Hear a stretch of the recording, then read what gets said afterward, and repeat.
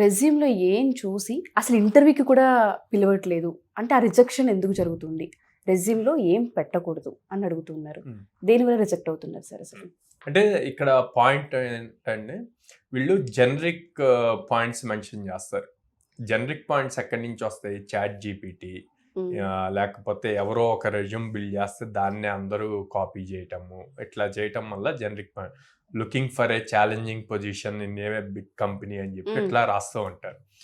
HR hardly first time review చేసేటప్పుడు fresher resume వచ్చినప్పుడు hardly 10 to 15 seconds spend చేస్తాడు. ఆ 10 to 15 secondsకి ముందు సాఫ్ట్వేర్ స్పెండ్ చేస్తాడు టైం. సాఫ్ట్వేర్ ఇప్పుడు మనకి ఏటీఎస్ ట్రాకర్ అని చెప్పి ఒకటి వచ్చిందనమాట. కంపెనీస్ అన్నీ అదే యూజ్ చేస్తున్నాయి. వాళ్ళు ఇచ్చిన జాబ్ డిస్క్రిప్షన్కి సూట్ అయ్యే స్కిల్ సెట్ గనక వీళ్ళు అప్లై చేసే రెజ్యూమ్లో లేదు అంటే కనుక అక్కడే రిజెక్షన్ వస్తుంది. ఎలాంటి మెయిల్స్ కూడా రావు వాళ్ళకి. వీళ్ళు పాపం మెయిల్ వస్తుందేమో అని వెయిట్ చేస్తూ ఉంటారు, కానీ ఎలాంటి మెయిల్ రాదు. అందుకే కొంతమంది స్టూడెంట్స్ ప్రాపర్ గైడెన్స్ లేక 100 కంపెనీస్ 150 కంపెనీస్ అప్లై చేసి సార్ మేము అప్లై చేస్తున్నాం కానీ ఏమి రెస్పాన్స్ రావట్లేదు అంటారు.